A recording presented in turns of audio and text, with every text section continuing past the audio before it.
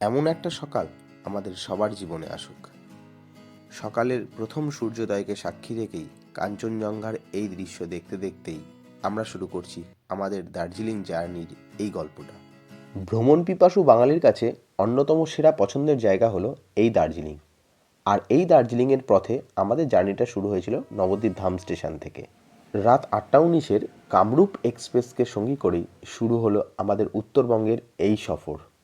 যাত্রাপথে Nabadwip Dham station, Katwa junction, Salar, Khagraghat road, Azimganj junction, Jangipur road, new Farakka, Malda town সহ সর্বমোট 15টি বড় স্টেশন ও আরও অনেক ছোট স্টেশনকে পেছনে ফেলে আমরা ধীরে ধীরে এগিয়ে চললাম আমাদের আজকের গন্তব্য নিউ জলপাইগুড়ি স্টেশনের দিকে।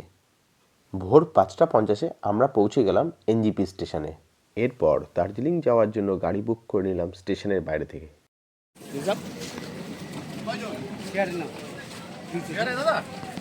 শেয়ারে কত করে? 300 দাদা। কখন ছাড়বে? এখনই ছাড়বো। আচ্ছা, নামাবে কোথায়? মেলে নামাবে তো?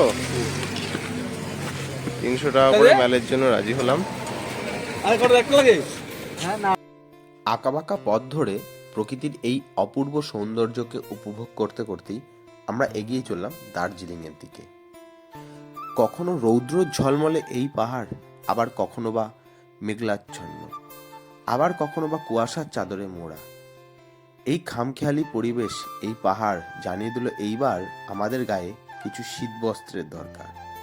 কারণ সমতলের থেকে যতই ওপরের দিকে উঠছি তাপমাত্রা ততই নিচের দিকে নামছে।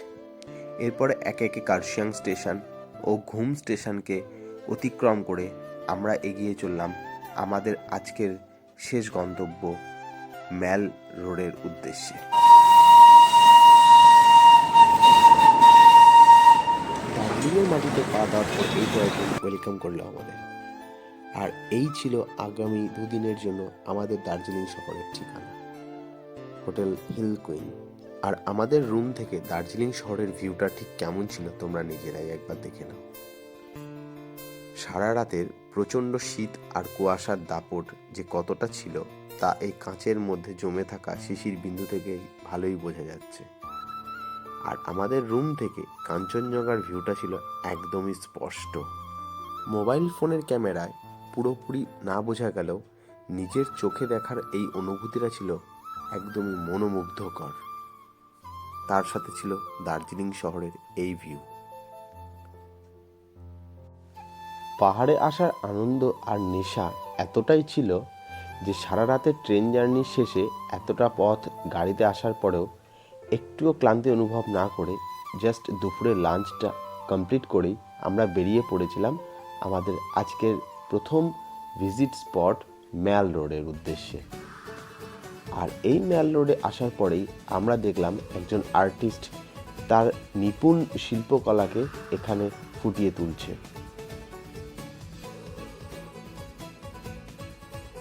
আর এই ম্যালে আসার পরেই প্রথম চলে এলাম আমরা সেই বিখ্যাত হোপ গ্ল্যানারিজের সামনে, যেখানে দাঁড়িয়ে ছবি বা সেলফি তোলাটা তো মাস্ট। আরও কিছুটা সামনের দিকে এগিয়ে যেতেই আমাদের চোখে পড়ল দাস স্টুডিও। এখানে পাহাড়ের এবং প্রকৃতির বিভিন্ন মুহূর্তের কিছু ছবি ফ্রেমবন্দি করা আছে। তার সাথে সাথে সবথেকে একটা ইনফরমেটিভ জিনিস আমরা এখানে নোটিস করলাম, সেটা হলো কাঞ্চনজঙ্ঘার প্রত্যেকটা শৈলশিরা বা শৈলচূড়াগুলি কোনটার কি নাম প্রত্যেকটা আলাদা করে করে এখানে ছবির মাধ্যমে ফুটিয়ে তোলা আছে। এরপর চলে এলাম আমরা ঘোড়ার আস্তাবল দেখতে, সেই বিখ্যাত ঘোড়ার আস্তাবল। এটা ঠিক এই ম্যাল রোডের বাঁদিকেই অবস্থিত। আর এই যে ডান দিকটা তোমরা দেখতে পাচ্ছ, এই ডান দিকটা থেকেই আমরা নিচ থেকে ওপরে উঠে এলাম। আর একদম এই সামনের থেকেই যে দৃশ্যটা তোমরা দেখছো, ঠিক এই হোটেলগুলোর পাশেই হলো এই মেলাটা, যেখানে আমরা গেছিলাম প্রথম দিনই। এবং প্রথম দিন গিয়ে আমরা এখানে দেখলাম বিভিন্ন রকম সাংস্কৃতিক অনুষ্ঠান এখানে অনুষ্ঠিত হচ্ছিল। এটা ছিল সারাস মেলা দার্জিলিং।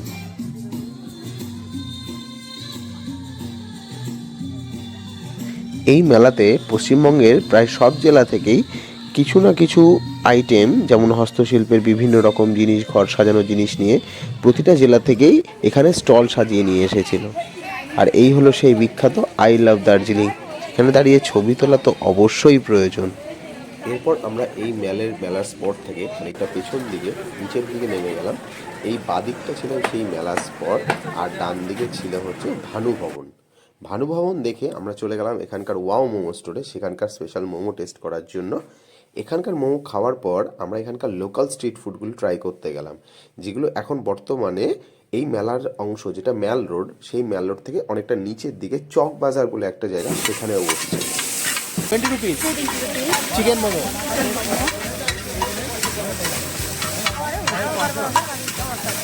चिली चिकन है जी कितने का है प्लेट? 50 रुपीज। कितना पीस? 8 पीस 8 पीस बोनलेस है। बर्गर कितना है? बर्गर कितना है? हाँ 50। और एग रोल?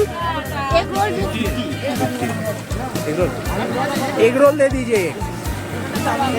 शुरू देखो। और चाउ कितने का है? चाउमीन 50 का है, 80 का है, 60 का है। ये क्या है? चिकन चिली कितना क्या है? ये 100 का 10 पीस। 100 का 10 पीस। और ये वाला चिकन सेफाली चिकन सेफाली कितने का है? 50 का। 50 का एक पीस। ठीक है। এরপর আমরা একটা চিকেন সেফালি অর্ডার করলাম, যেটা ফার্স্ট টাইম আমরা ট্রাই করলাম। চিকেন সেফালিটা হলো মোমোরি মতন দেখতে, অনেকটা বড়, ভেতর দিকটা চিকেনের স্টাফিং করা আর বাইরেটা ফ্রাই করা। এক পিস নিয়ে আমরা দুটো প্লেটে ভাগ করে নিয়েছিলাম, যেটা অনেকটাই সাইজে বড় ছিল। এরপর ছিল এখানে স্পেশাল চাউমিন, খেয়ে আমরা টেস্ট করে দেখলাম। এই ছিল আমাদের দার্জিলিংয়ের ডে 1।